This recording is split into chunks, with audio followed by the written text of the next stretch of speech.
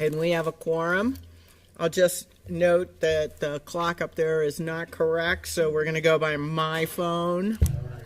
That's okay, no worries. But when I start calling different times, I'm getting it off my phone. All right, so we have a quorum. I'm going to call this meeting to order. I want to welcome everyone. Thank you very much. It is super hot out there, and it is very nice and cool in here, so thank you very much, Dobby. All right, moving on to the adoption of the agenda.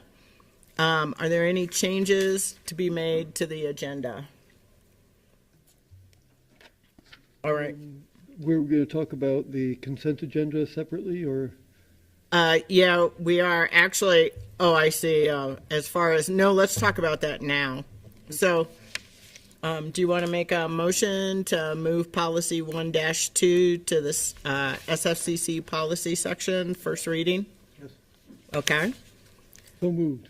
All right, second? Second. All right, all in favor? Aye.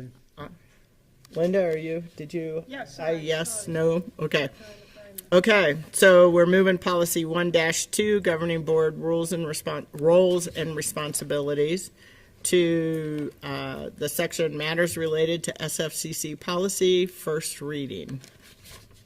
Alrighty, any other changes to the agenda, or can we adopt the agenda with that change? I move to adopt with that change. All right, Second. all in favor? Aye. Aye. All right.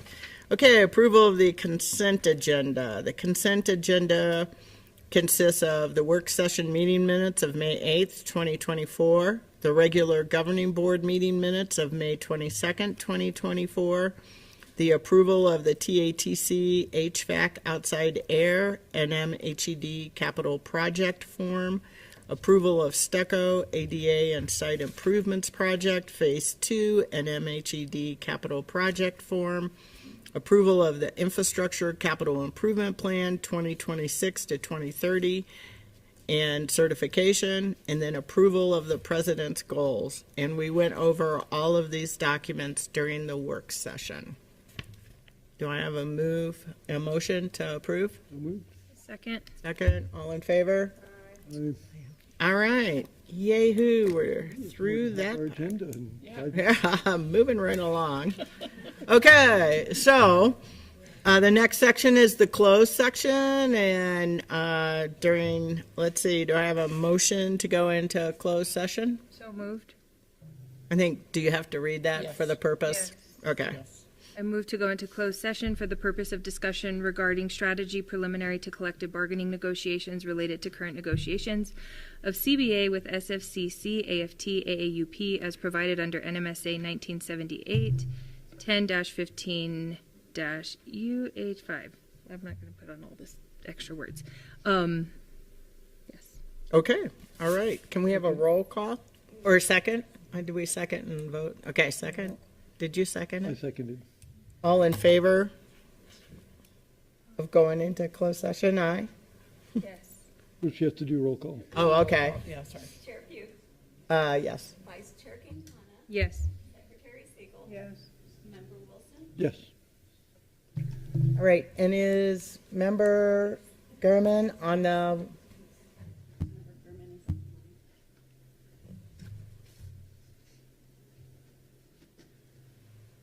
Yes. There she is. Okay. But we can't hear you, Lena.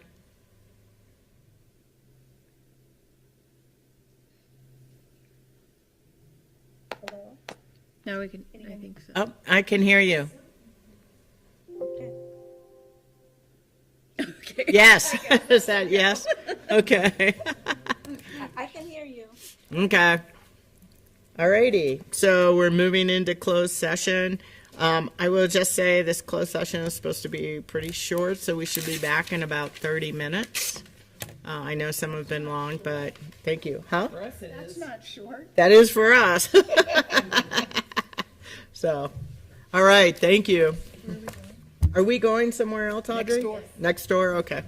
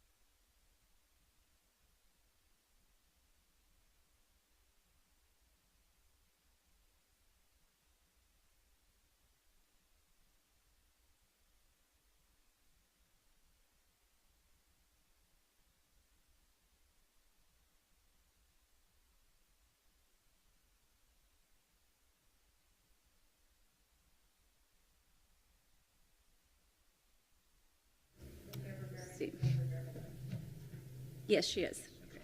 Yes, all right. Do we have a motion to come out of closed session? So moved. We only discussed collective bargaining. All righty, Second. a roll call? Chair Pugh, Yes. Vice Chair Quintana, Yes. Secretary Siegel, Yes. Member Wilson, Yes. Member Gurman. Yes. All righty, so the next section is action on items removed from the consent agenda for discussion. We don't have anything there. Moving on to the next action items on the non-consent agenda. We have approval of the financial report, but I do not. Nick is on. Is Nick on? Yes. Okay. Mr. Tellis. Hello, everyone. Bye, Nick. Hello. We can hear you. Just bear with me real quick here. Let me see if I can share my screen.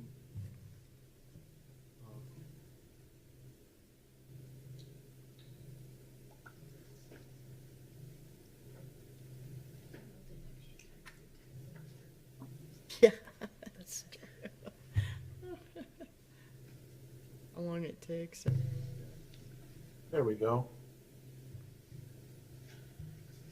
So, Madam Chair, board members, President Rowley, we're here to review the financial report for the end of May at May 31, 2024.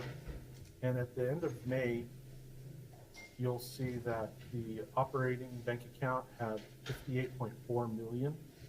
In the prior year, we had 42.6 million, and that's a year-to-year change of about 15.8 million in our operating bank balance.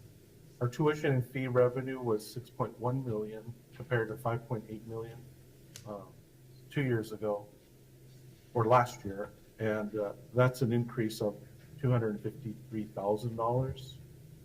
Our state appropriation revenue totaled 12.9 this May. In the prior May, we had about 11 million, and so that's a year-to-year increase of 1.8 million there. If you look at local mill levy appropriations, the total for this May was 19.5 million. In the prior year, we had 18.3 million, and so that's a year-to-year increase of 1.2 million in local mill levy tax revenues. Other source revenue was 964,000. In the prior year, we had 543,000, and so that's increased 421,000 from year to year. Total ING revenues totaled out to be 39.4 million at the end of this May. In the prior year, we had 35.7, and so then it's changed about 10% of an increase, and a total of 3.7 million from year to year. If you look at expenses have increased 5% and totaled 33.5 million, and that's compared to the prior year total of almost 32 million. So that is a year-to-year increase of about $1.6 million there. If you look at the section on cash and bank, we had in all of our bank accounts, the total was 63.1 million. And so that makeup is really, again, operating cash of 58.4 million, about 305,000 for reserve cash related to our NMFA bonds that we have to have in place for the duration of as we finance that debt for the NMFA bonds. And then we also have 1.7 million for bond proceeds related to the NMFA project, IGA and performance energy contract. We also have 4.3 million in debt service cash as well. So if you look at ING revenues, the pie chart breakdown is what you see here. 16% of total revenues through May was tuition and fees, 49% was local tax revenue, and 33% was state appropriation, and other sources make up about 2% of total revenue at the end of May. And so again, you'll see here that tuition and fee revenue was up 253,000, totaling 6.1 million. And again, that's an increase of about 4% over the year. Looking at state appropriations, they totaled 12.9 million in May. I think I mentioned that earlier. The prior year was 11 million. So that's increased 17% or 1.8 million. But it's important to remember that out of the 12.9 million, we have research and public service fund appropriations, which out of that 12.9 million, we have a bit over 402,000 for nursing expansion, and that's 264,000 for teacher ed and an EMS mental health project there. We've already gone over the mill levies. I just did want to point out other sources of revenue. And again, that number is 964,000 at the end of this May. And then again, in the prior year, we had 543,000, and that's changed 78% and changed by a total amount of 421,000. And it's really attributed to our investment income, which out of that 964,000, 468,000 is related to our return on our bank, interest rate of return on our bank balance, which over the year has accumulated to 468,000. And then indirect cost recovery, about 313,000. So those two make up a pretty big portion of the other sources of income. And then here you'll see the pie chart for expenses. And this has pretty much remained pretty constant throughout the year.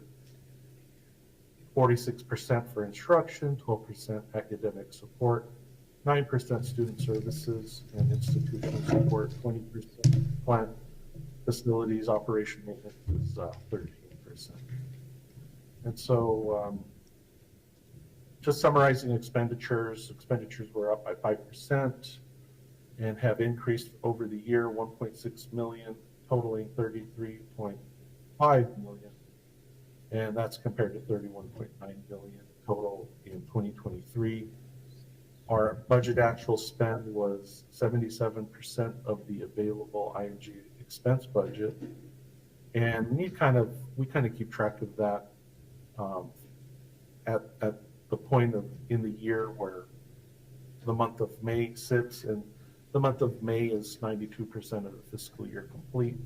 And so the spending rate of 77% of budget spent is about 5% lower than the prior year. So we're likely to see some budget fund balance increases at the end of this year. With that, that's the MD&A. I think we have a lot on the agenda, and so I'm happy to answer any questions if you might have any. Thank you, Nick. Any questions for Mr. Tellis? The 5% reduction, what do we attribute that to? Why do you think we're spending less this year? It's related to vacancies. Mm-hmm. So positions that have just remained vacant throughout the year. All right, thanks. Ms. Gurman, do you have a?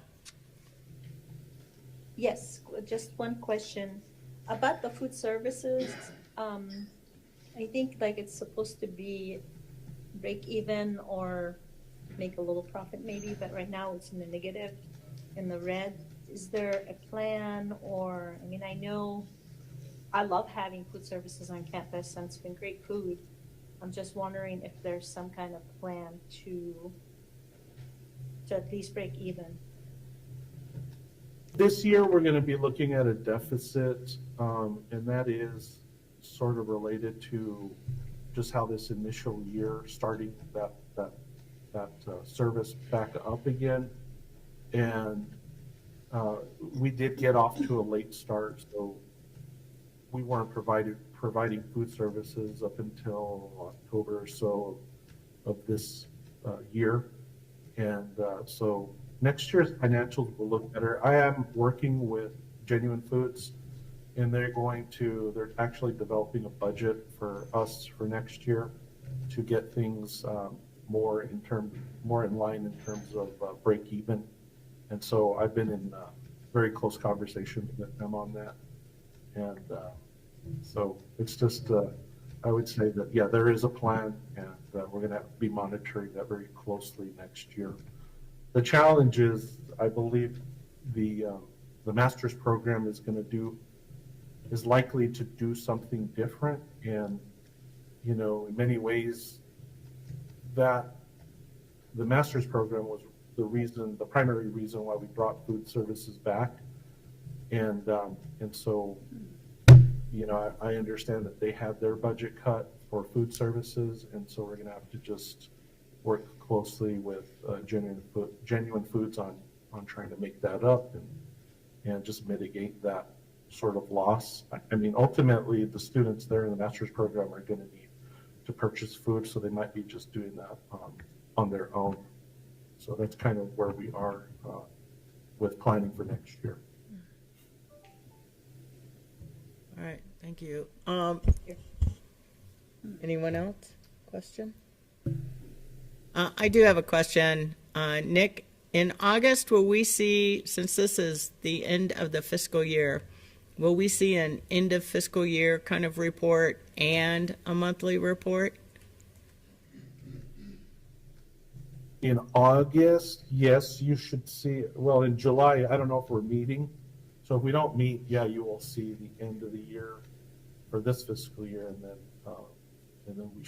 I would plan to have a financial report for July as well. Okay, yeah, we'll do that at the work session in August, so. Okay, all right, thank you. Do I have a motion to approve the financial report? So moved. Second. All right, all in favor? Aye. All right, it moves. It's approved. All right, thank you, Nick.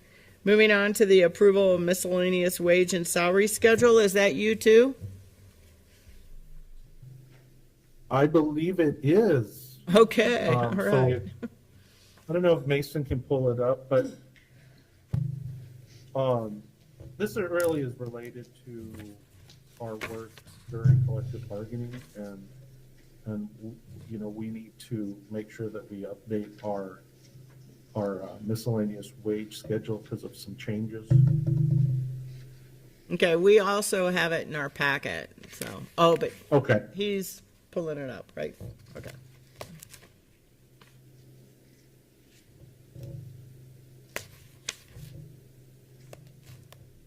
All right, it's up.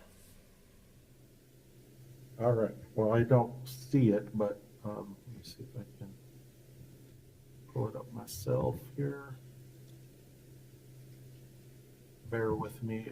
Yes, so we have really what this is doing is we're making an adjustment and including a line item under the, let's see here, the gray section with the title of positions. So we're adding in a faculty work for the summer line item, and including that as a new line item for $36 an hour. And that's really the major change. That requirement came up during our negotiations, so we wanted to make sure that the miscellaneous schedule is as accurate as we can make it. And since the governing board always approves these salary schedules, we're presenting that to you now. That's really the biggest change. And so that's moved from $32 to $36 from last year to this year. Okay, thank you. Any questions for Mr. Tellis? No. No? All right, can I have a motion then to approve? Oh, go ahead. Is that you? Yeah. Okay. What is the job of models? Models there? They are. What do models? They model You might have for to- art classes, either figure or drawing, painting, and sometimes for photography. Could you hear that, You might need to Ms. come to the Gurman? mic. It was, okay, they're coming up to the mic. They're models for arts classes, drawing and painting, photography. Do they wear Nice. clothes? Okay. Not always. Just curious. Okay, all right. Any other questions? All right, do I have a motion to approve the miscellaneous wage and salary schedule as amended there? So moved. Second. Second, all right, all in favor? Aye. Aye. Perfect, thank you. Okay, moving on to approval of the collective bargaining agreement. Ms. Peters? Chair Pugh, members of the board, President Rowley, I'm delighted to be here in front of you to ask for your approval of the collective bargaining agreement. As you all know, we were in full book negotiations this spring, and you all have before you the brand new collective bargaining agreement. This will be effective from now, 2024, through 2031, June 30th, 2031. And just to briefly share with you all the articles that we spent the most time on, whether they were minor changes or significant changes, those can be found in the grievance procedure, Article 7, professional development, Article 11, reduction in force, Article 13, Article 15, drug and alcohol testing, Article 17, responsibilities, corrective action and disciplinary action, Article 24, as well as insurances, that's 28, 29, employment contracts, Article 32, educational benefits, and 33, outstanding service benefit. Also, Article 34, workload, that was a big one. Article 42, compensation, also a big one. And then Article 43, duration, which is what put this 7-year document in place. So I am happy to sit for any questions. I'd also like to just take a moment quickly to thank both teams for their work on this. And I want to turn to my page to make sure that I've got everybody's name in it. So Lenny Gannis, Dr. Gannis was the lead negotiator for the union, and they had on their team Jerry Dakin, Maureen Griegrit, Christy Erickson, and Alana Bach. And for management, we had Nick Tellez, Yash Morimoto, Jim Wysong, and Mariposa Padilla-Sivich. And I just am grateful to the whole group of us. I think we did a good job and put this thing together in a reasonable amount of time, and I'm happy to be here to present it to you. So, any questions? Thank you. Any questions for Ms. Peters on the CBA? I'd just like to congratulate both teams for the hard work and really appreciate it. Thank you, Board Member Wilson. I appreciate that. Yes, agreed. I agree. This has been, but I'm really proud of both teams and the way we were able to work everything out. Thank you, President. Yes, I concur. You guys did a great job. A lot of hard work and a lot of working together. Thank you, Chair Pugh. All right. Well, may I have a motion to approve the collective bargaining agreement as presented, including the fiscal year 25 full-time faculty pay matrix attached to the CBA? So moved. Or a second? And all in favor? Aye. Aye. Aye. All right. Woohoo. So moved. I would like to just add that we're pleased that the college and the union could come to an agreement for the next several years, and we appreciate everyone's work on getting to this agreement. We're also pleased that the college can provide retention awards for faculty, and that we're going to provide that also for staff, full and part-time, from salary grade 24 and below, similar retention awards, and we're working on those, working on the details related to those awards, and we'll provide more information in board meetings in the future related to the retention award for the staff. So, all right, thank you. So am I correct then, that we have now passed this, now the union will be having a vote on it, and then then there'll be a signing. Is that the process? That's correct. Okay. And my understanding is the union will vote this week. I'm not sure of the details of that. But once both parties ratify, then we will sign and it'll be complete. All right. Great job, Thank you. everyone. Thank you. Okay. Approval of the Open Meetings Act resolution. Dr. Rowley, over to you. All right, this is an annual requirement, actually. This is in compliance with the state's Open Meetings Act, and so every year the college is asked to update this act so that board members are fully aware of all of the particulars of this and that we're all aware of all the notification requirements.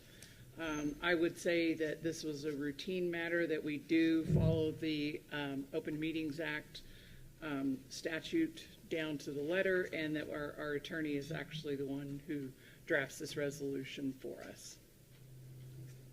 So I'd be happy to answer any questions you might have. Any questions for Dr. Rowley?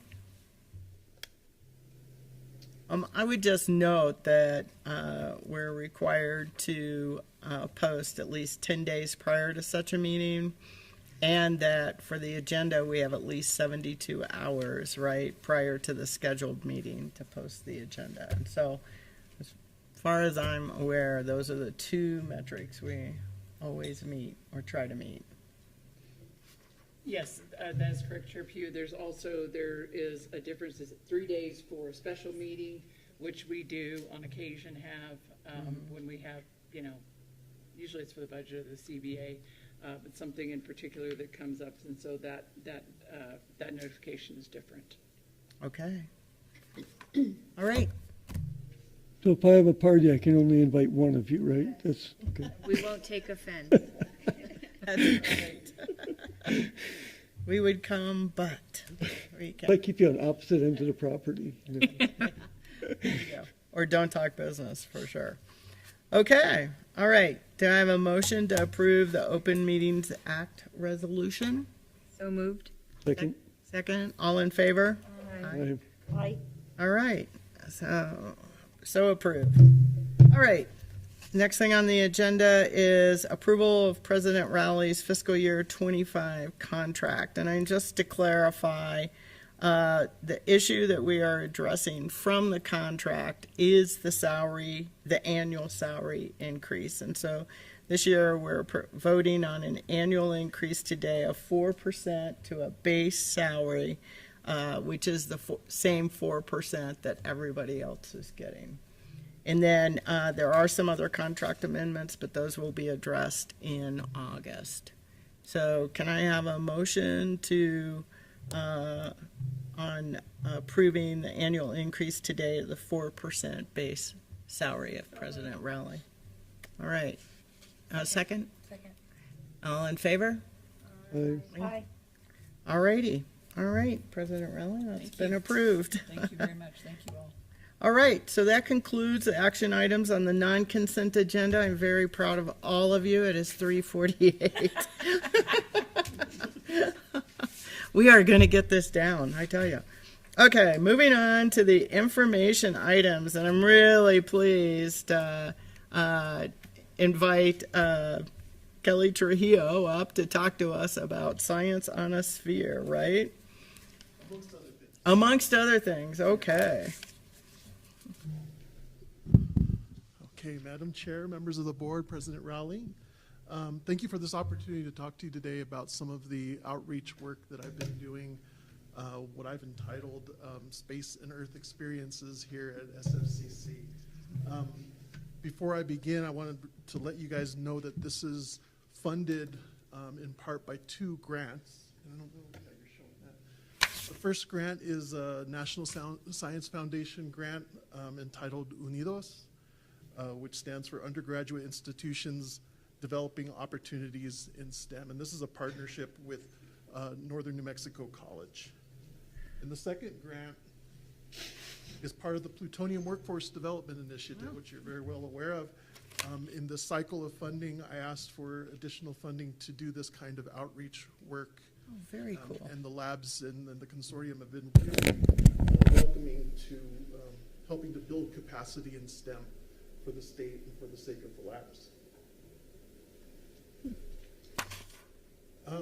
So really that's the goal of these projects, is to build capacity in STEM, not just at SFCC, but in northern New Mexico altogether.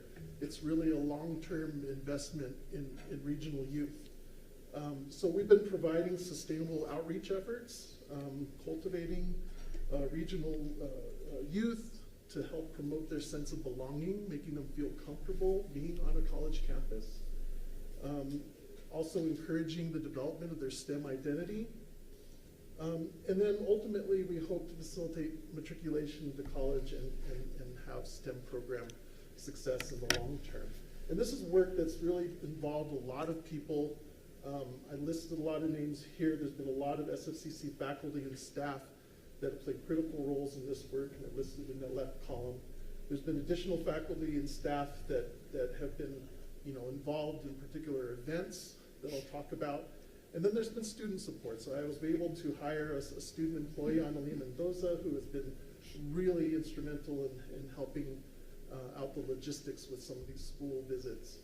And Janae Hevinger, which is another student employee on loan from Daniela Gurile's area.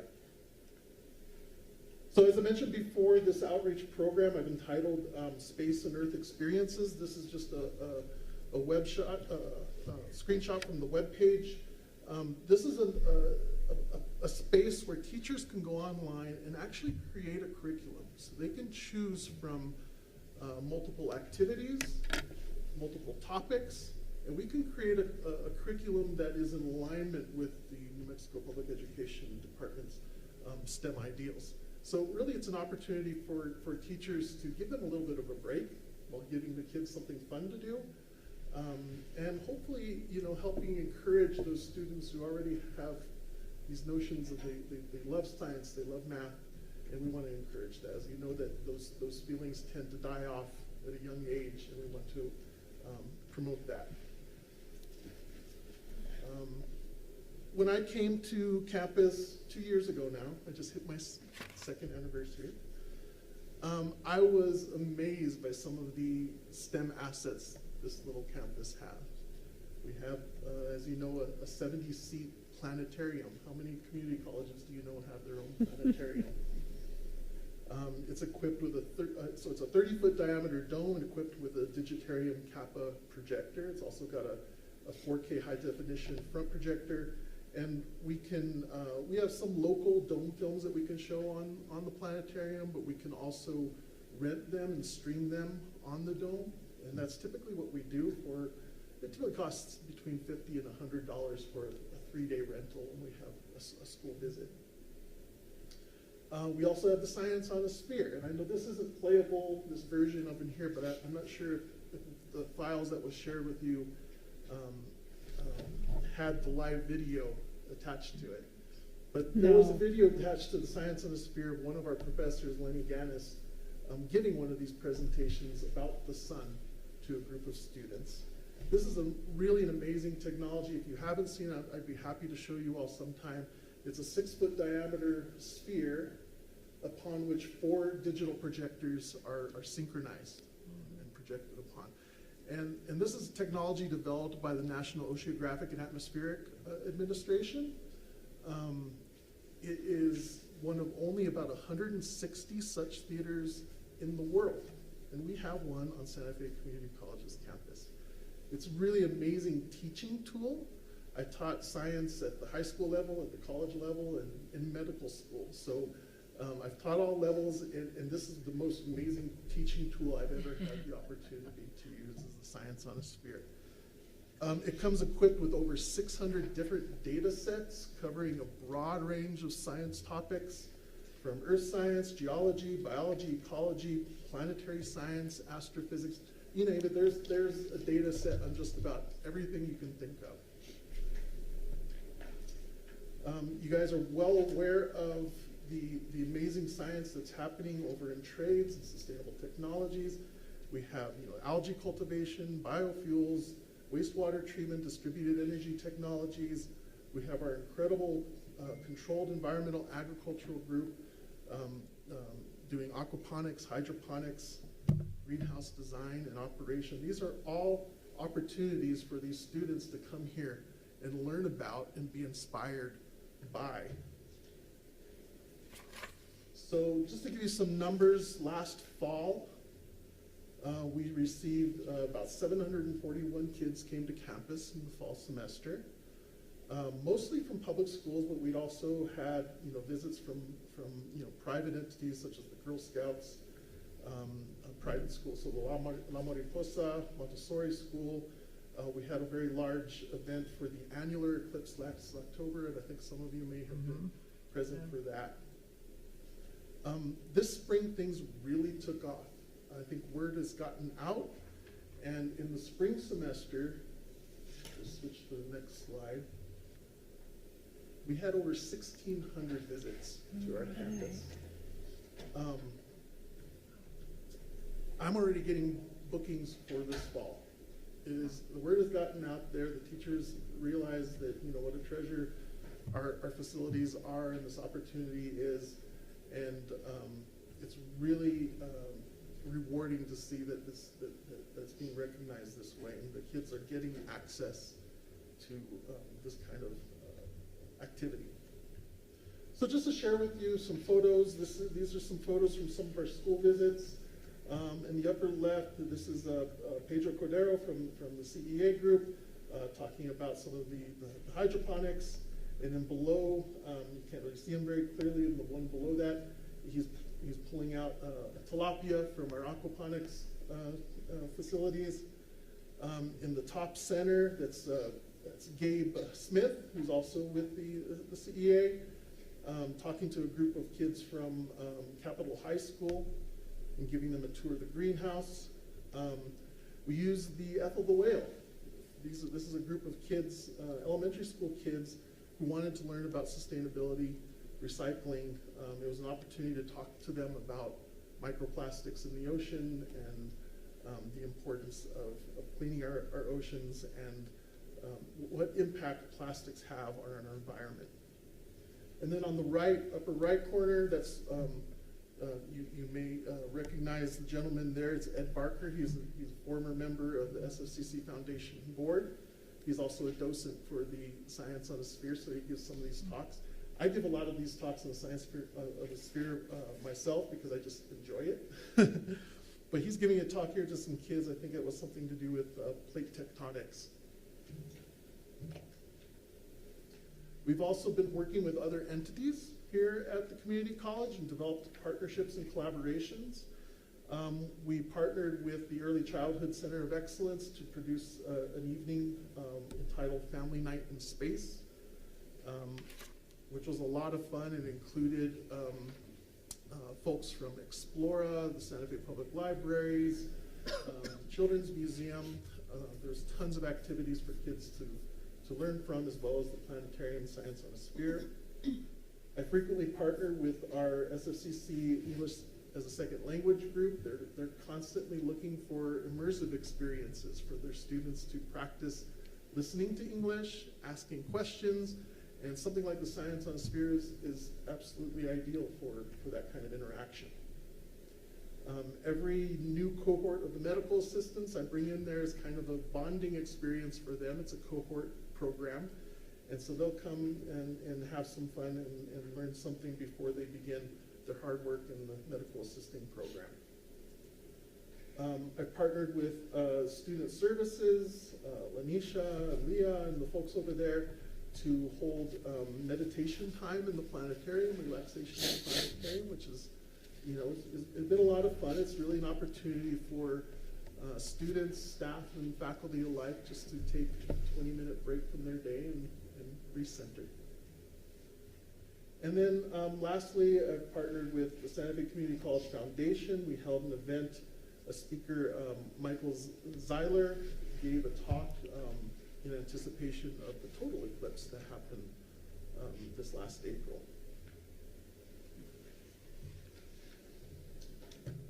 As I mentioned, we've also had many community partnerships that have developed out of this work. I'm happy to report that for the last 2 years, we have brought the Santa Fe Public School District STEM Fair or Science Fair back to our campus. It had been at the Downtown Convention Center for a while. It is now back on our campus. CAVU, which stands for Climate Activists Voces Unidos, is a nonprofit climate activist group. I also happen to serve as a scientific advisor for that nonprofit. Every year they put on a climate innovation challenge, which is actually a film competition for kids to produce short films about climate mitigation and adaptation strategies. It's a brilliant program that is started here in Santa Fe and is now stretched as far away as Kenya and India.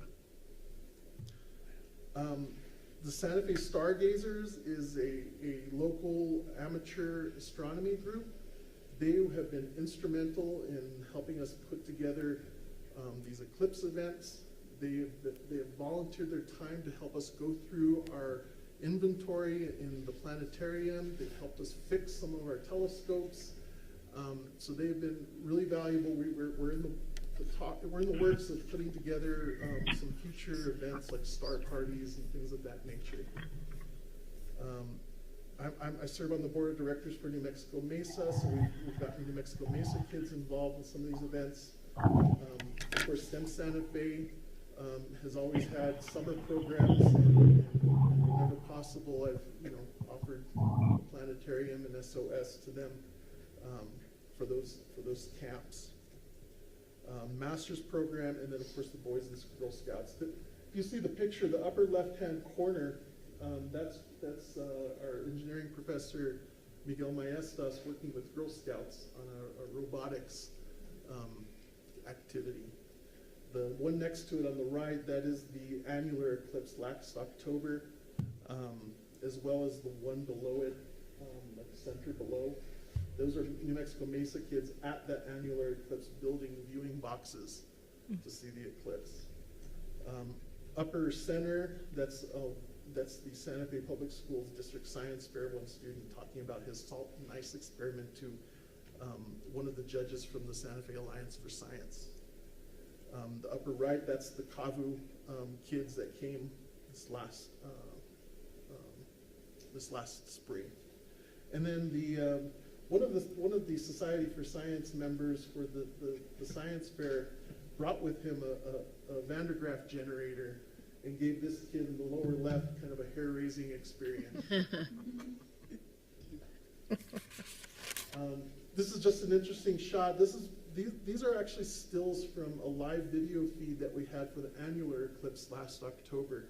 We remarkably caught an airplane traversing the sun right about the equator near the end of the eclipse. And so I was able to go back to that video and pull some stills from it and create this. Wow. Just a beautiful work of art. Cool. Yeah, that's very cool. So some things that are ongoing and things that we are planning. You may have heard that we are piloting a summer math academy this summer. It will be run from July 29th to August 2nd. This is a free non-credit course taught by one of our math faculty, Jonah Schulman. It's an opportunity for our students to hone their math skills before the start of the fall semester. So it is Alex PPL based instruction, and the idea is to help students get their test scores up enough so they can enter into the math course that they desire to be in the fall semester. So this is a pilot. We've already got about 20 or so students signed up for this, so we have room for maybe about 10 more. And then on the right, this came out of the partnership with Northern New Mexico College. My co-PI on the grant, Stephen Cox, is an engineering professor at Northern, and he has created some of these augmented reality sandbox. It's literally a sandbox full of sand, and there's a digital projector that creates these topographical images on the sand, and it's very hands-on. You can move mountains, you can move rivers and streams. It's an amazing teaching tool, not only for these outreach events, but for our students themselves to learn about earth science, watershed, topography, even forestry. You can use this tool to predict the path of forest fires. And then I like to think big, and I like to brainstorm, and so I put some ideas down here just to get them on your brains. I will be seeking additional funding.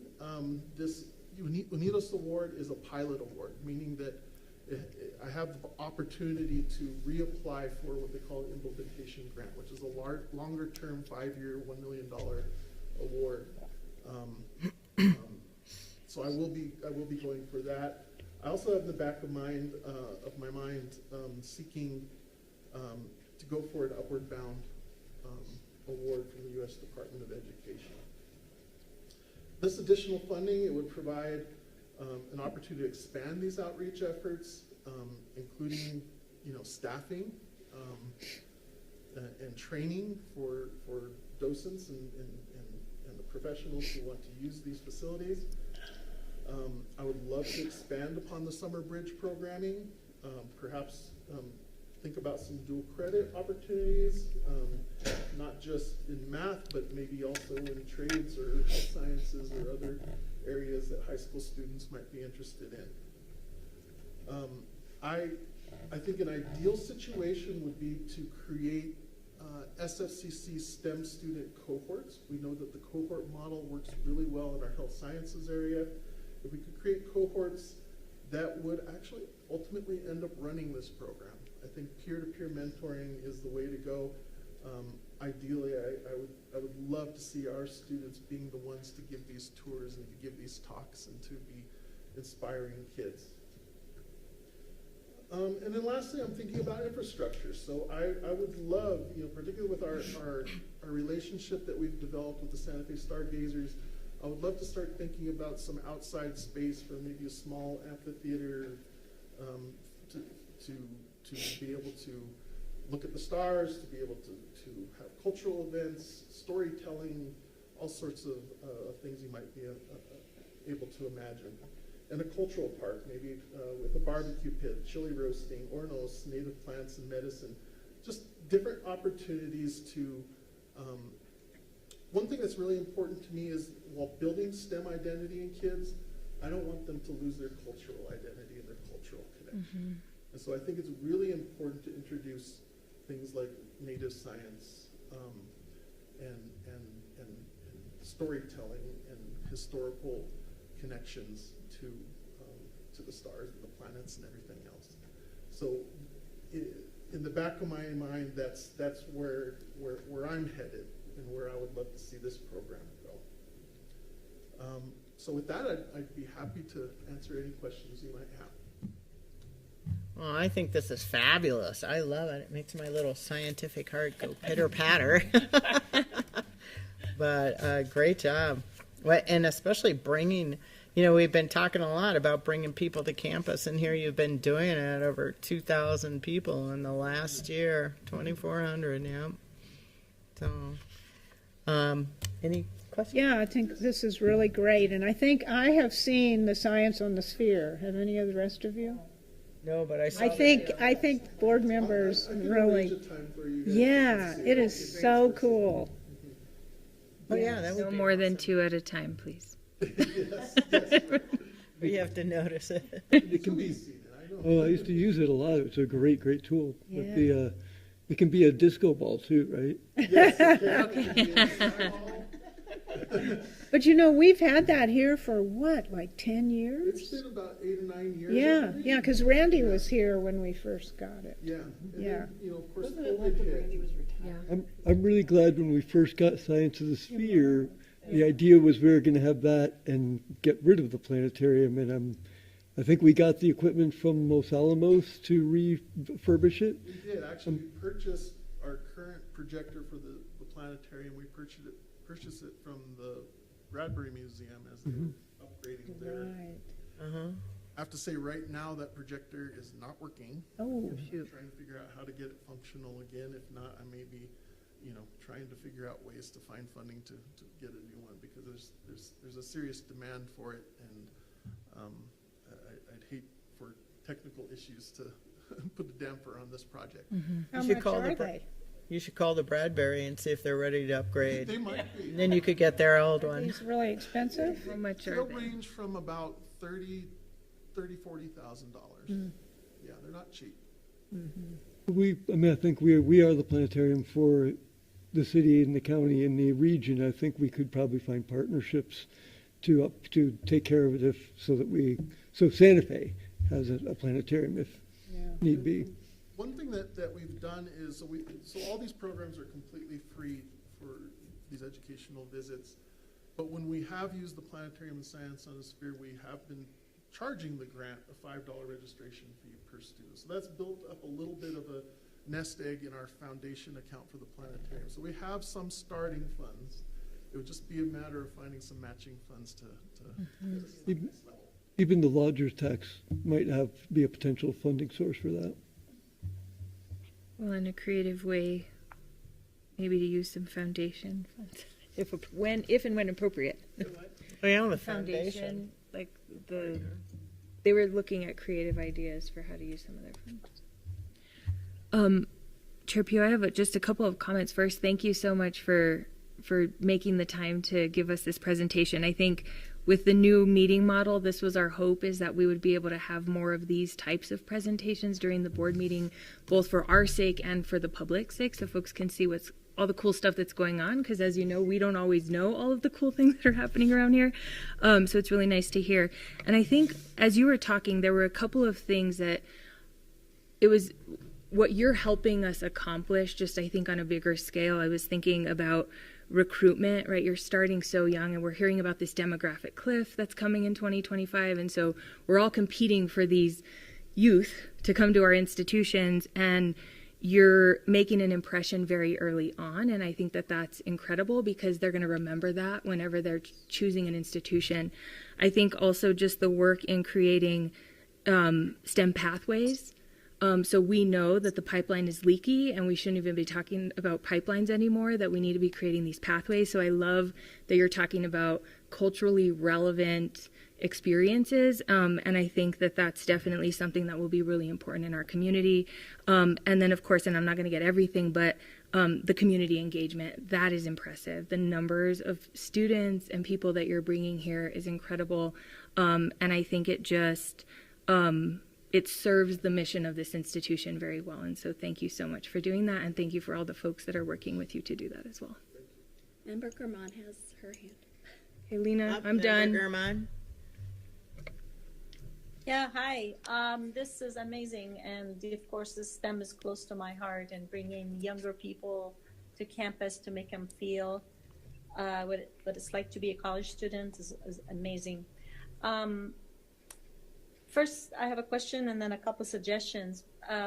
If somebody wants to book an experience at the planetarium or Science on the Sphere, do they contact you, Kelly? Are you the contact person? You can either contact me, or the easiest way would be our webpage. So there is a Contact Us tab, and on that is a visit form where teachers or private entities, for that matter, can start building their own itinerary.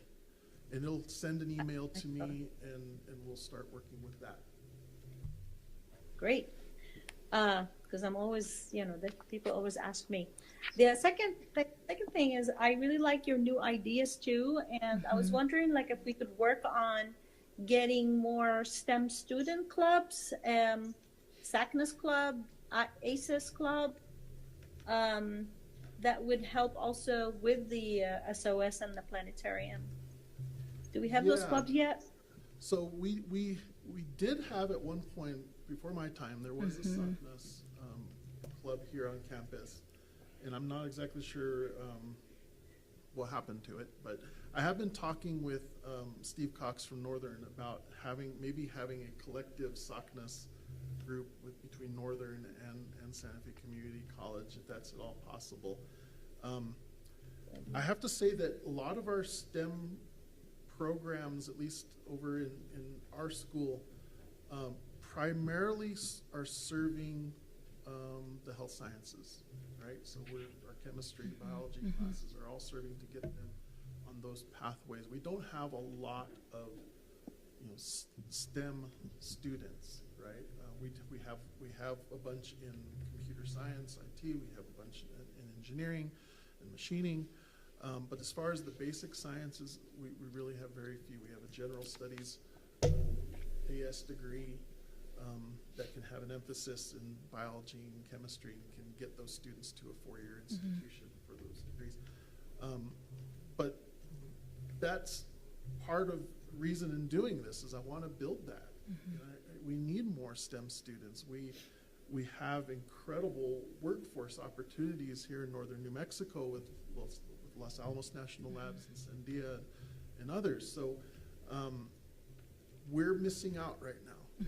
And so we're in the process of looking at those programs. I have to say that we just learned from the higher ed department that they have adopted common course numbering for computer science and information technologies. So that's our opportunity to completely revamp those degree plans. So we have a deadline of fall 2025 to do that. And so I would love to see some of these kids ultimately matriculate into our STEM programs. Your point, Member Quintana, about making students feel confident and welcome on a college campus is near and dear to my heart. Every group of kids that I interact with here on campus, I tell them the same thing. I remind them that this is their school. This is their campus. Their parents pay for it, as you saw, largely from their taxes. Yeah. So I want them to be comfortable being here. I want them to come out to events like we had a wonderful event today celebrating Pride Week. I would love the community to be involved more in those things and be used to being on our campus so that ultimately when it comes time for them to decide what they want to do after high school will be an option. Thank you. That's very important. Yes, very impressive what you're doing, Kelly. Thank you. Do you have thoughts at all about the cultural area, the barbecue pit, the outdoor amphitheater, where, or the scale that you're thinking of? No. Dream scheme. Short answer is no. So prior to coming here, I was working with New Mexico Highlands University, and they created a cultural park that is brilliant. They have a pit for they have matanza celebrations. They'll cook the whole pig, and they'll get the hornos up and bake bread and corn, and they'll have chili roasters out there. They'll have a big music community event. That's something like that I would love to have on this campus. Again, it's about bringing people here, making them be comfortable on our campus.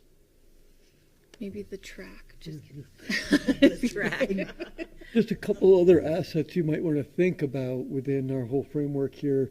The culinary garden, I think, is a great STEM resource. Also, the photovoltaic array has the two monitoring stations where you can pull up data of what's actually happening now and historical data since it was installed, which is a pretty cool asset. The other one that's, I don't know if everybody realizes, there's a 15 by 15 foot square of property out here that is not part of our campus. Oh, really? It's a weather station. I did not know that. No. I don't know whether it's working or not, but that weather station could be another great asset to play with. Do we have also, Oh, go ahead. Kelly, correct me if I'm wrong, don't we have the only science on sphere in New Mexico? Oh, yeah. Yeah, the only one in New Mexico. Definitely. The only one in New Mexico.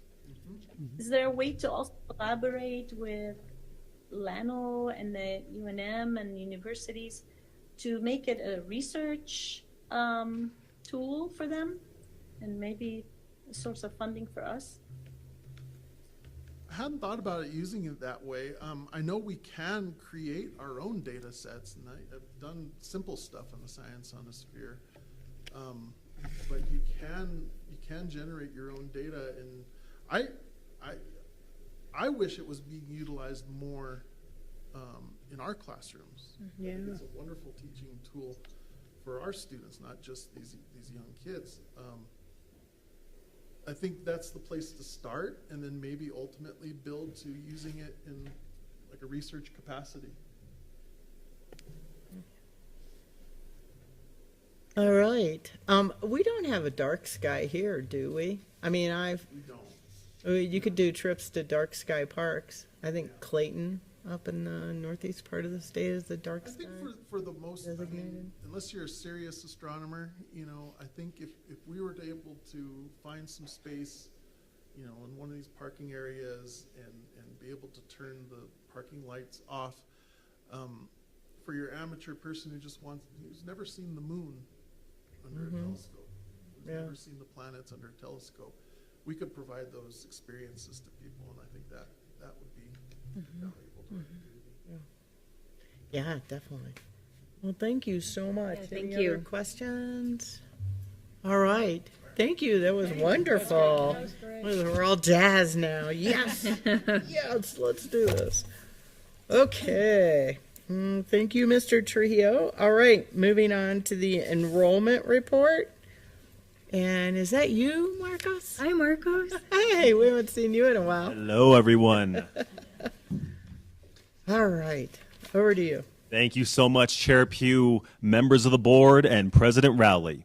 So we're going to go over a couple of things today, and joining me remotely is our incredible Daniel Miller from Marketing and Public Relations. He will be tag teaming with me today, and first off, we're going to go over a little bit on the numbers for spring, summer, and fall semester, followed by our goals that we had set way back in 2021, and how we met those goals in 2024.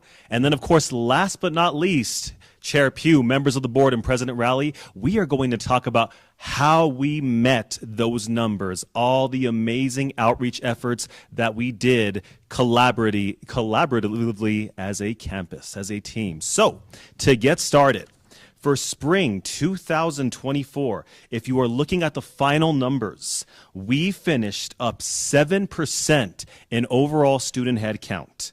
What is even more... What's that? We don't have these. Is this part of what you sent us? We have the summer. I've seen it, I've done that. It's in the, Oh, okay, so we don't have these. Talking about spring. oh, okay. We Oh, have yeah, the yeah. summer. That is from the registrar. Okay. Oh, okay. Okay. My apologies, Chair Pugh, members of the board, President Rowley. Audrey, I will make sure to get you these numbers immediately following my presentation. Okay. So you know I'm not just full of hot air, Chair Pugh. Okay, thanks. But I won't even say anything. But and then we can watch them up here on the screen, and then you'll get them to us, and we'll all be good. So Thank you so sir. much. So regarding spring semester, we are finished up 7% in overall headcount and 9% in overall student credit hours. Now, what's even more exciting, if we look a little bit deeper into those spring numbers for spring 2024, our degree-seeking students, those numbers were also up. Our degree-seeking students in spring 2024 were up 12% in comparison to where they were in spring 2023. Credit hours for degree-seeking students up 11% in spring 2024 in comparison to spring 2023. Not only that, we are also excited to report that for degree-seeking students, our Hispanic students, we saw a 10.5% increase in degree-seeking students. Moving on to the summer semester. From summer 2023 to summer 2024, we are currently up 11% in overall student headcount and up 15% in overall student credit hours. That is a 6% increase in our Hispanic students. Now, again, for degree-seeking students, again, the good news just continues. We are up 14% amongst our degree-seeking students and 16% in overall credit hours for our degree-seeking students from summer 2023 to summer 2024. Also, yes, Can I ask you, do you have a reason you think that's happening? Anything you can attribute it to? I think there's going to You be. guys are working hard, but. Thank you so much, Chair Pugh, members of the board, President Rowley. I think there are a number of efforts because these numbers do not happen by accident. And one of the things that we're so happy about and optimistic about is that since that really terrible couple of COVID years that we went through, our numbers have steadily gone up semester by semester by semester, sometimes 3%, sometimes 5%, and now we're seeing 10%, 12%, 15%. Now, a number of things that we're doing. Again, we're working collaboratively. So it's marketing, it's recruitment, it's student affairs. It's all these teams working together. And of course, it's other departments as well. It's our deans, associate deans, directors, all working together to ensure that we are doing absolutely everything we can to meet the needs of these students. A couple of things that we're doing. One big thing is that we are really reaching out to these students. For example, if a student completes, or a prospective student completes a new student application and is in the system, that's not low-hanging fruit, Chair Pugh, members of the board, and President Rowley. As one of my colleagues says, that is fruit on the ground. We have their information. We can contact them immediately. We can contact them via snail mail, email, text messaging, phone calls, and our teams are doing just that.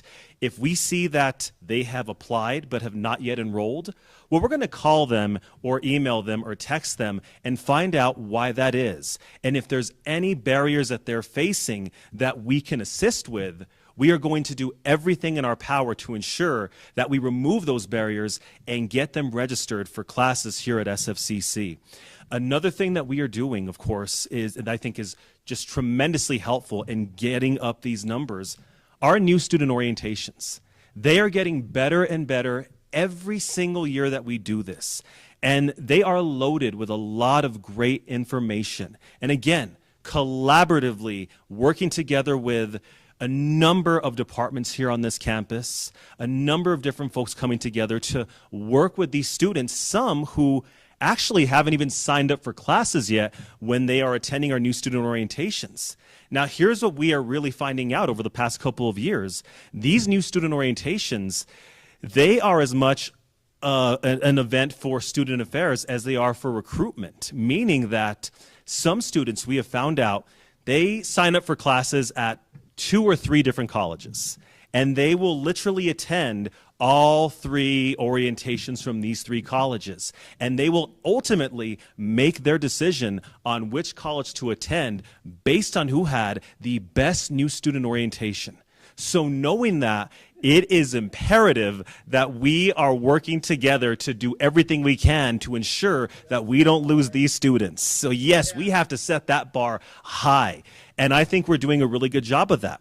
We have folks from financial aid, academic advising, health and sciences, trades, arts and liberal arts, and all these different folks coming together to give these students the information that they're going to need, and also give them these friendly faces, these resources to let them know that when you finally make that decision and you come to our campus, if you're feeling a little bit lost or you're feeling a little bit anxious, you are bound to see some of these friendly faces walking the hall, and you know that you're familiar with that individual. You can walk up to them and ask them questions, and we will be there to help you every step of the way.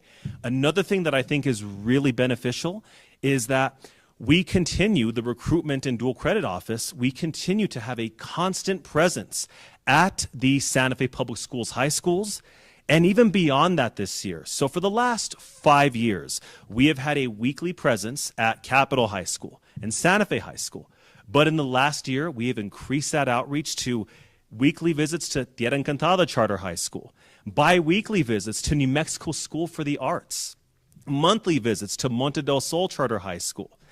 Any opportunity that we get when we are invited, we go to fairs and presentations to Santa Fe Indian School. We are there once a month at Espanola Valley High School by their request because of the work that they see that we are doing here with our students. So it's just really, really great to have that constant presence. And again, those resources. And you'll see in our numbers that our in the summer semester, for example, our students who are ages 0 to 17, we are up 28%. 18 to 24, 10%. Again, these things do not happen by accident. And in just a little bit, we will go over some of the goals that we set, our KPI in 2021, and how we met those in 2024. I hope that answers your question, Chair Yes, Pugh. back to you. Thank you so much, Chair Pugh, members of the board, and President Rowley. Now, looking at fall semester. So if we look at the overall head count for fall, obviously it is still really, really early in the registration period. The numbers that you will be receiving when I send them to Audrey and she'll be sharing them with you are going to be the numbers from the end of term fall 2023 and what they look like in comparison to the end of week 10 of the registration period for fall 2024. And when you look at those numbers, don't panic. It's still early on, but we're going to be down in every single category. That's head count, courses offered, and credit hours. However, if we are comparing where we were from fall 2023, week 10 of the registration period, to fall 2024, well, we are currently up over 12%. So that is really, really promising. And regarding student credit hours, I have those numbers right here. Regarding student credit hours, we are up 17% in comparison to where we were in fall 2023, week 10 of the registration period. And we're really excited about this number, 35% in student credit hours. So there's a lot of work that still needs to be done to ensure that we keep this momentum going.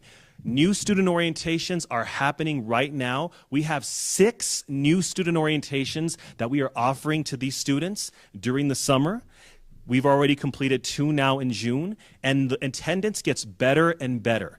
The first new student orientation we had on a weeknight, and we had about 15 students. We had our last new student orientation this past Saturday. We saw about another 12 students. And then as we get to July and August, those numbers, if history tells us anything from the last couple of years, are going to go up significantly to 20, 30, 40, even 50 students at each of these new student orientations. And we want to make sure that we are meeting every single one of these segments. So we will have orientations in the evening, weekends, mornings, afternoons, to ensure that every single one of our students has the opportunity to attend these NSOs. And what's really great about these new student orientations is once the orientations have been completed and they receive all their information from our incredible folks here on campus, they have the opportunity right then and there to work with an academic advisor and register for classes if they are ready for that. So the goal for all of us is that these students come to our new student orientations, learn a lot about our campus, learn who their resources are, but they also, if they haven't already, sign up for their classes so that they are ready to go when their classes start during the fall semester. So, those are the numbers for spring, summer, fall. I stand for questions on those before we get into goals. Yeah, thank you very much. Any questions for Marcos on this?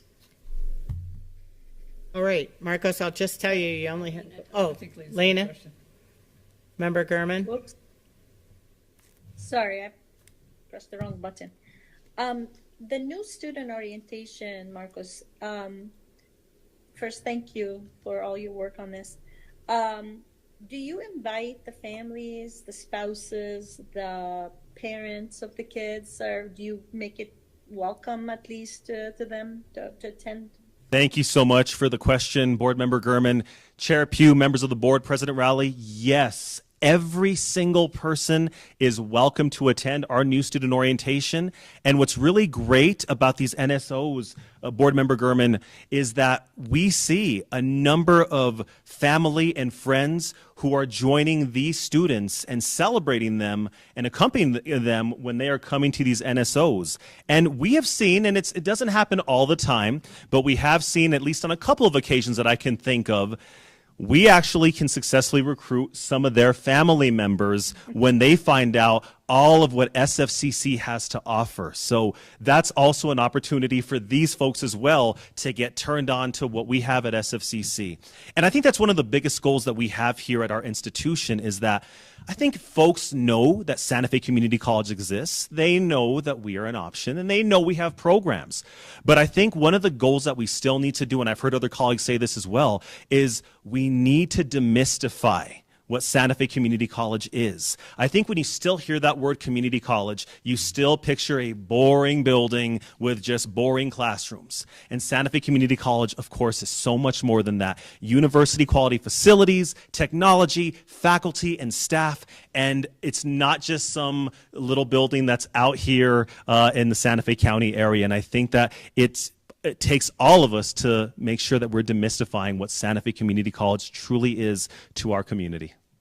Yes, agreed. Yeah, I think it's very important. I mean, when I took my son to college at Texas A&M, they said we need a parent to be present at the new student orientation. And I think it was great because then it's like if my son was going through a hard time, I was like, oh, do you remember at the orientation they told us you can reach out to this office or that office? So making it more welcoming and say, please bring your family member, your support system with you, I think it helps a lot for more commitment. Absolutely, Board Member Gurman. And my wonderful colleague, Dr. Kelly Trujillo, also hit the nail on the head, who spoke previously. It's more than just bringing students to our campus. It's more than just getting butts and seats. We have to create that sense of belonging. And it's all of our responsibilities because we can bring in students all day long. But if we're not providing them with the resources and providing them with that sense of belonging when they're here, then it's almost like we are trying to heat a house with the windows open. It just doesn't make any sense. So there's the recruitment, the retention, and I really feel that as time goes on, especially since the pandemic, these different areas are working more and more together, and they're strong when they're alone, but we are at our absolute best when working together, Chair Pugh. Yes, agreed. Okay, you only have a couple more minutes per my stopwatch. So, onto your goals. All right, really quickly. So I will just read this because I just don't want to make sure that I don't mess this up.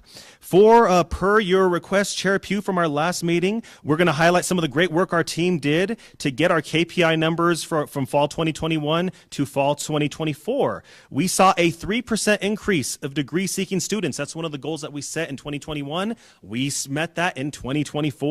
We wanted to set a 3% increase for individuals that were between the ages of 24 and 54, persons of color. We reached that goal in 2024. We set a goal of 3% increase for 18 to 24-year-olds non-dual credit students. That goal was set in 2021. Once again, we achieved that in 2024. Additionally, we focused on subcategories. We wanted to increase the total of dual credit seniors, students who took at least one dual credit class with us, and then we wanted to make sure that they matriculated to Santa Fe Community College. That number, we thought we were pretty ambitious. We set that to 20%. We hit 26% from fall 2023 to fall 2024. Another goal that was met was increasing the total number of stop-outs, and my incredible colleague Dan Miller was one of the individuals and director advising Holly Beeman. They led those efforts, and that goal was met by 1%. We saw that increase.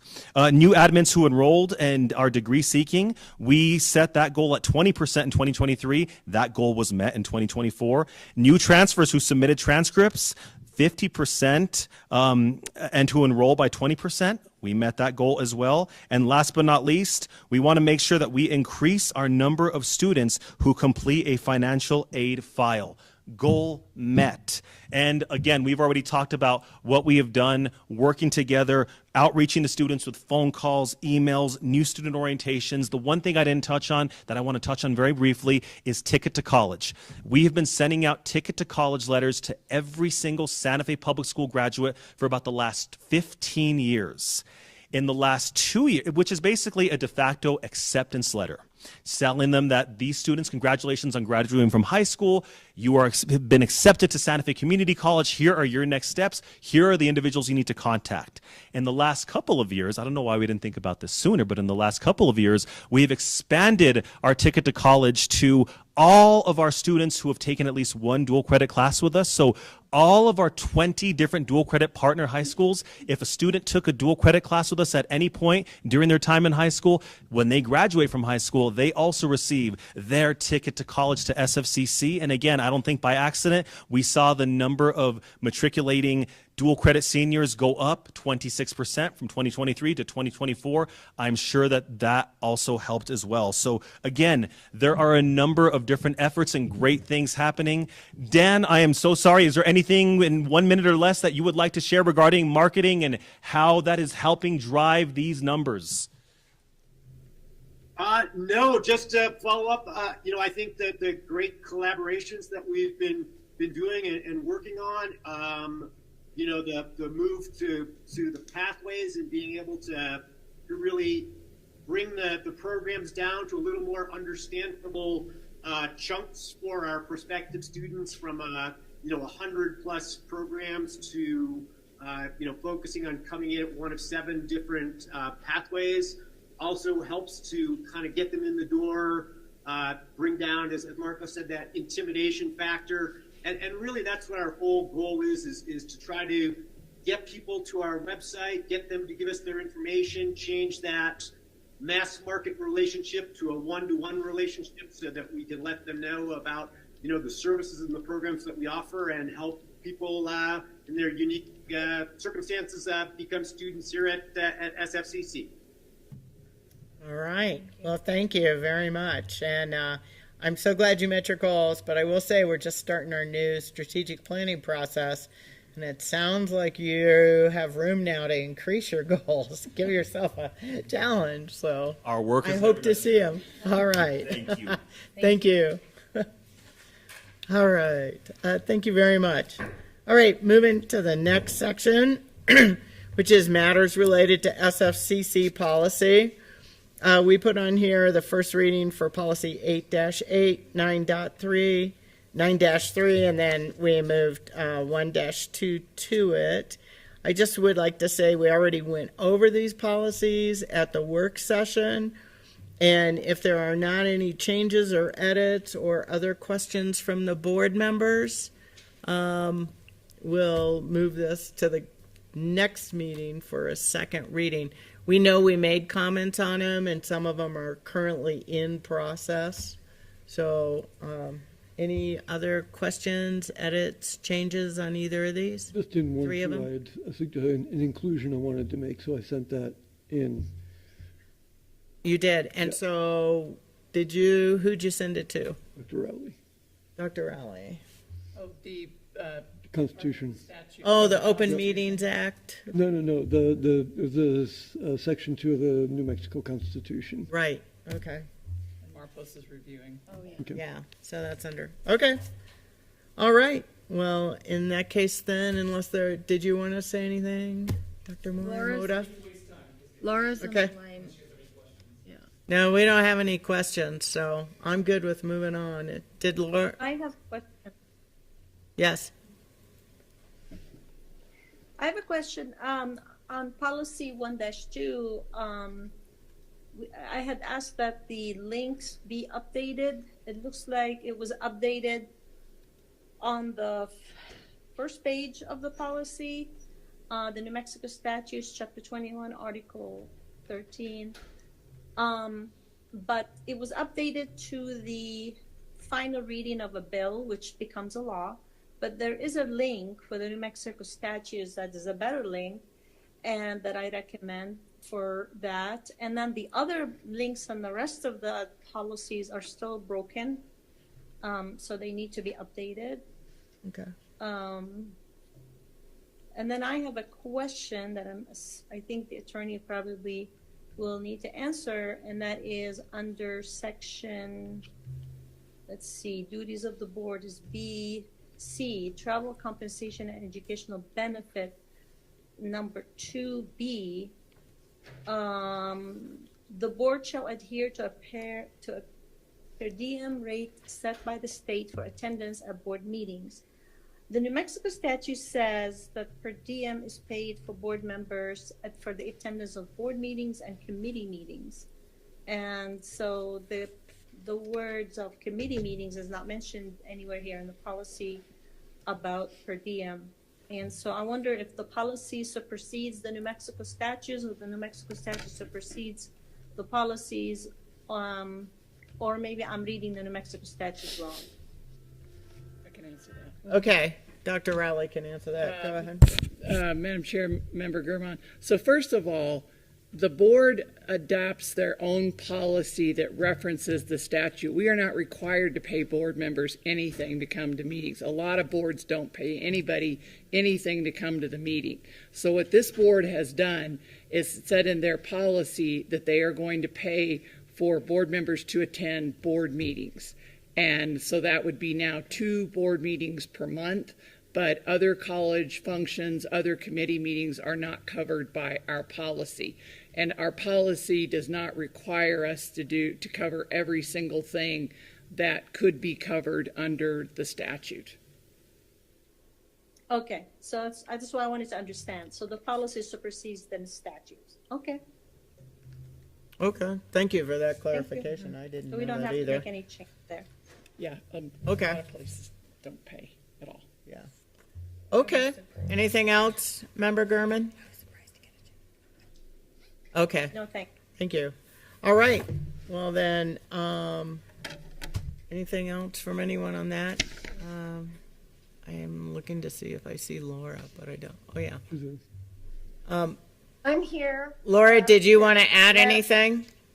Madam Chair, members of the board, Madam President, Todd is away, and so he asked me to report out on policy 8-8. I will just point to the highlighted section. No, That well, was a so Laura, we're not going to go over it unless there are any edits, changes, comments in addition to what we did at the work session. Okay, I'm just showing, this is in addition. It wasn't requested, Todd added it, so the highlighted section is the only thing you may want to look at before it goes to a future reading by the board. Thank you. Okay. Oh, well, so, yeah. Do you want to tell us where was the addition again, please? The addition is in policy 8-8, policy process D4, and it's highlighted in yellow. Got it. Okay. So that is in addition to what we talked about at the work session. Exactly. Got it. Okay. There was a reference to it, and Todd Todd is asking that is recommending that this be added. Okay. Any discussion on that now with anyone? It looks consistent with what we talked about. Okay. Alrighty. Any other questions? Anybody? Okay. All right. Thank you. Thank you. Okay, moving on to the communications sections. We have the Faculty Senate report. Do we have Dr. S.J. Miller? Yes, SJ is on the phone, and he asked that we unmute him, or SJ asked that we unmute when it's time, which it is.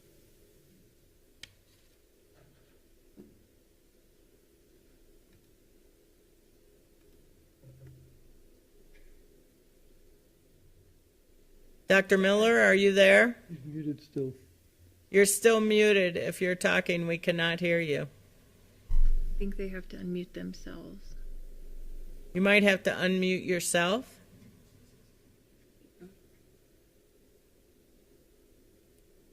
Okay, well, while we work on that, I'm going to go to the Staff Senate report. And Ms. Renteria, are you representing the Staff Senate today? Thank you. Okay. Good evening. Thank you for having me, Madam Chair, Dr. Rowley, and members of the board. Robert unfortunately couldn't make it tonight, so he asked me to go ahead and give you the highlights as you hopefully have our most updated minutes of June 7th. Okay, excellent. So this summer, we decided to go and hold only 2 meetings. So that was June 7th and the next being July 12th. And as always, we've had such a great turnout of staff and even faculty attending. I think we hit like about 52 staff individuals attending this meeting. And I believe that Staff Senate is really serving as a way to get the most updated information. I think that we get so many emails, is what I'm seeing, and so staff are showing up to hear about anything that's new and something that might have gotten buried in their email. And also, we have really great access to the different individuals on campus who can give them the most updated and accurate information as well. So I know the SJ is probably going to be talking about the faculty's involvement with the Pride activities. There was a Pride activity this afternoon, which was awesome upstairs. And then this Saturday is going to be the Pride Parade on the 29th. So we hopefully recruited individuals to participate in those wonderful activities. And we also had different individuals continuing to give us updates in the different areas of the committees that we have, and giving us updates on staff, new staff, new promotions, the garden house, the open house that was held on June 13th, hopefully, which showcased HVAC and culinary arts. Hopefully everybody got an opportunity to attend that. And what else? Strategic plan is always a big issue as well, and Todd does a really great job. Todd Bruce, he comes and gives highlights about the different types, the different strategic plans and where we're at, and also, again, with HR, explaining a little bit more about the raise and also the increase in September and how the college is also going to be contributing more to insurance. That was a really great discussion because a lot of us had the wrong information, and so we were happy that HR was there to make sure that we didn't continue to give out the wrong information. So, and then we're looking forward to information more on performance evaluations and such. So I think I covered everything, and of course, if you have any questions. Thank you very much. Any questions for Ms. Renteria? All right. Right, thank you. Thank you very much. Okay. Dr. Miller, are you on? If you're speaking, we cannot hear you. Any idea?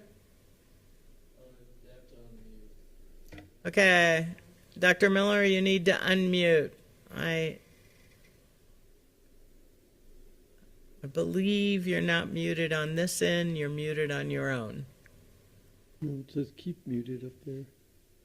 Yeah, but it's not allowed to unmute there. Okay, can you try unmuting now? Okay, while you're working on that, I'm going to move on to the president's report and presentations. No pressure, Becky, but 5 minutes. I got it. I'm sorry. Becky already told me ahead of time she could do this. So Yes. that's All right. So, huh? She has -6 minutes. Minus 6 minutes. I know it's true. You do per our schedule.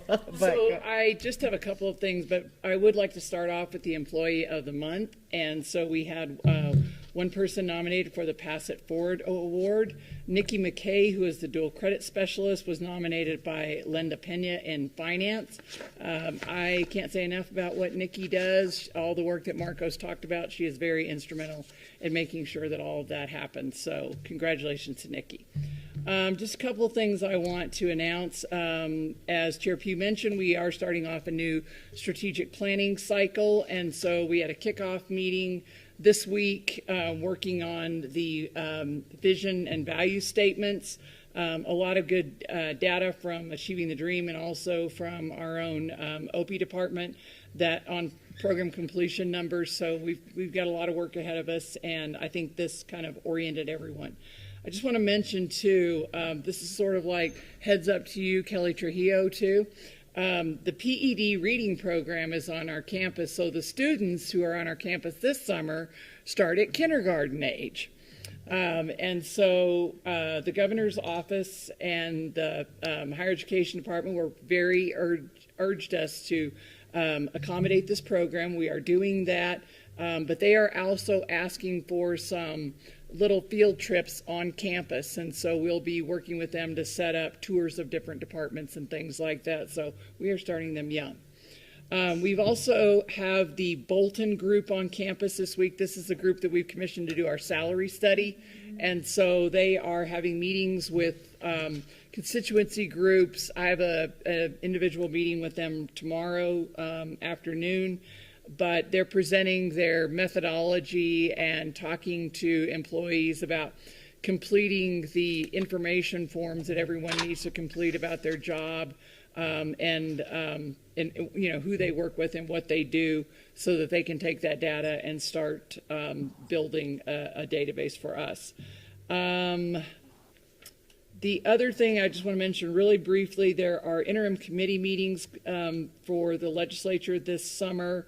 The Health and Human Services Committee meets on July 2nd in Taos, and Dean Terry Tewart will be presenting at that meeting on, they're looking at nursing program issues, I think. And so she's going to be presenting at that.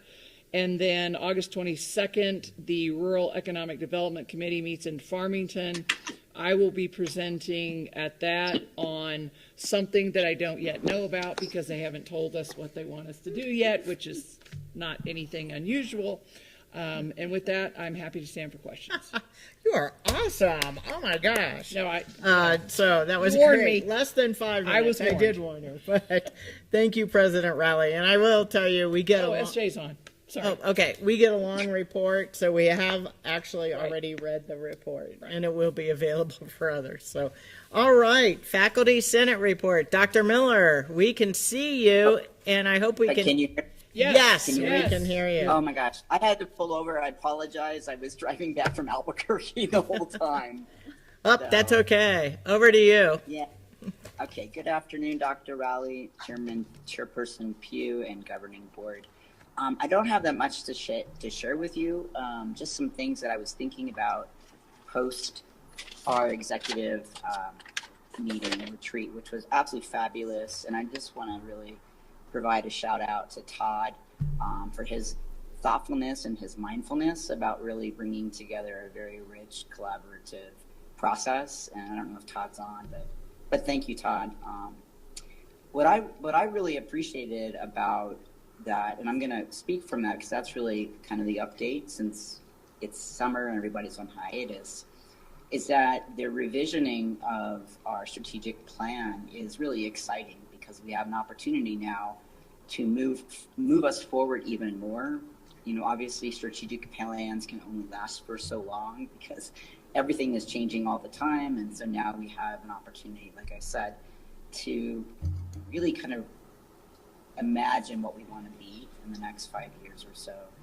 And I think what I took away from it is that's something to bring back to the faculty, that I think people have felt very beleaguered, and I see my role as trying to bridge that healing gap and get people excited again rather than to feel down and frustrated. And so I think being there really gave me that shot in the arm about what to talk about going back in the fall. And I had this conversation with Thomasina. I was thinking about another way, and this goes back to Marcos's work around dual enrollment and increasing our students. And I did some research on this. And as far as I know, there is no family degree for people going through school together. So if we could imagine, you know, a mother, a grandmother, a child, one of their kids wanting to get a degree at the same time, then that could be a way of really thinking about that intergenerational framework coming through. I mean, can you imagine, you know, a 90-year-old grandmother, their niece, whomever, but to really like define what family means. And I would suspect that would be a very attractive possibility that we might want to think about going forward. And again, that's part of that collaboration that came out of the exec meeting that I've just been thinking about. So, oh, and in addition, this weekend is Pride. We have so far, I think about 20, 25 people who have committed to walking And I really want to invite the board to come out and join. We're going to meet at 8:30 at the Lamy parking lot downtown to decorate Dr. Trujillo's his Jeep. And then we're going to march. It starts at 10, so if you don't want to come early to decorate, you can still join us. We'll be leaving at 10 o'clock from the parking lot. And it's fun. It's really such a special day because you get to see the community come together. You get to see young kids and their families out there walking and animals that are dressed up, pets that are dressed up. It's really a very sweet opportunity again for the community to come back together. So any questions? All right. Any questions for Dr. Miller? Dr. Miller, so my 95-year-old aunt is going to be in that parade. So talk about being intergenerational and multi-generational. But it should be fun. But thank you. Excuse me? Would she like to be with the community college, or is she doing? Oh, she's going to be in a car because she can't walk. She can't walk that far. Well, but anyways, we have a Jeep. Yeah, the Montecito, her senior living place where she lives, they're taking a bunch of folks, so it'll be fun. But everyone will be cheering all of you on. It'll be wonderful. So. And I wanted to thank you for participating in the strategic plan retreat too. I found it very energizing and inspiring. So, any questions for Dr. Miller? Where was it that you're meeting for the decorating of the float? We're going to meet around 8:30 Zuby in the parking lot at Lamy and Lamy Building downtown. And you can text me if you get lost because there'll be tons of cars there, and this can be a little bit hard to find each other. It's really the PERA parking lot, the PERA building parking lot. And my mother and I went to my mother and I went to UTEP at the same time. She went back to get her teaching degree, and I was getting my political science degree. Yeah. Awesome. See, wouldn't it be amazing if we could do something like that? Yes. Yes. I mean, it would be a real first of its kind. Like I said, I got online, I didn't see anything about that collective degree. No, that'd be great. All right. Well, no more questions. Thank you so much, and safe drive back to Santa Fe. You too. Thanks, everybody. Have a great afternoon. Thank you. Bye-bye. Bye-bye. All right, it's 5:01, and I'm between you and the door. So, but all right, moving on to board reports, discussions, and other business. I have a few announcements, and then we'll have a finance committee update. Just a couple of announcements. We are canceling the July meeting.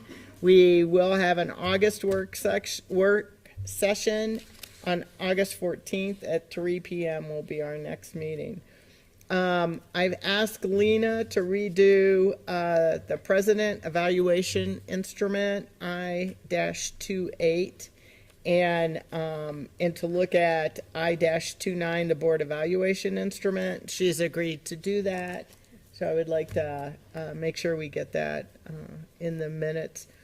Also, for professional learning for the board members, I'd like the board members to look at some of the ACCT conferences for next year now that we're starting a new fiscal year, and see if you'd be interested in attending one. If you are, please let Audrey and I know by August. They're having some early openings now for some of those conferences, and I think they have them online for the rest of the year and next year. Let's see, policy review. I just want to clarify 4 policies in the future. We'll be doing the first reading at the work session, and it will be labeled first reading. At that point, any edits, changes, anything we're going to do to it will be done from between that and then the governing board meeting, then 2 weeks later. And at the governing board meeting, it will be titled second reading, and we will vote on it. If it's not ready for the governing board meeting, we could certainly bump it, but it will be a full another month till the next governing board meeting because we don't vote on things at the work session. But we would like to do first readings, discussions, any edits or changes at that first work session. So just to clarify that, if anyone has any questions, feel free to give me a call about that. Let's see, as far as the governing board evaluation, we did our own evaluations. I'm incorporating those. We will discuss those at the work session in August, and then also talk about the previous goals from 2 years ago and what goals we want to have in the next year. Let's see, the only other thing I have under that is I have a list of things for the August work session, Audrey, and one of them is per the policy 1-11. We're supposed to have a policy review schedule, so that would be at the work session. The policies we just reviewed today, we don't need those on the work session unless we're going over them again.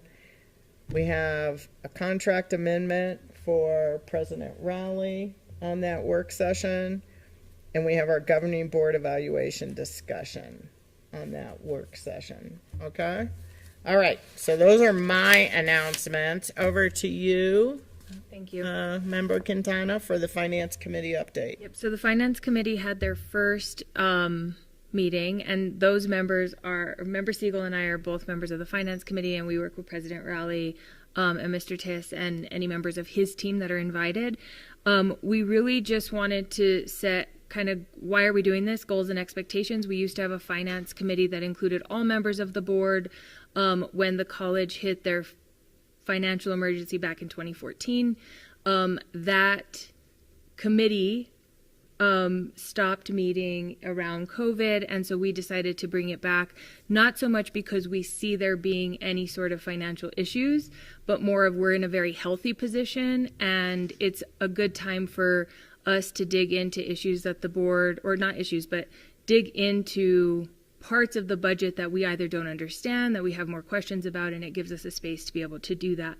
And again, part of the reason for putting that together is it is our responsibility to oversee the finances of the college, and again, it gives us a better understanding of the budget and allows us to go into, I guess, take deeper dives into certain topics. So the next board meeting will, or the next meeting, committee meeting, my words, I'm Phil rushed, Jody. Sorry. Right. The next committee meeting will be in first Friday of August. And we hope to look at our deficits and our surplus in preparation for the compensation study and what may come out of that. So that is where we are headed. So, thank you, Member Quintana. Thank you. And I would just say that Member Quintana will be updating at the board meetings on the Finance Committee monthly. So keeping us all up to speed. Thank you. All right. Were there any public comments, Audrey? No public comments? A good thing. Yeah, that's right. We wouldn't have time. And so, all right, announcement of the next board meeting. As you can see, the July meeting's canceled. We will have a work session August 14th at 3 p.m. And then 2 weeks later, we'll have our governing board meeting August 28th at 3 p.m. So I guess if everyone's ready to go home, Move to adjourn. A move to adjourn. A second. Second. All right. All in favor? All right. Thank you all very much.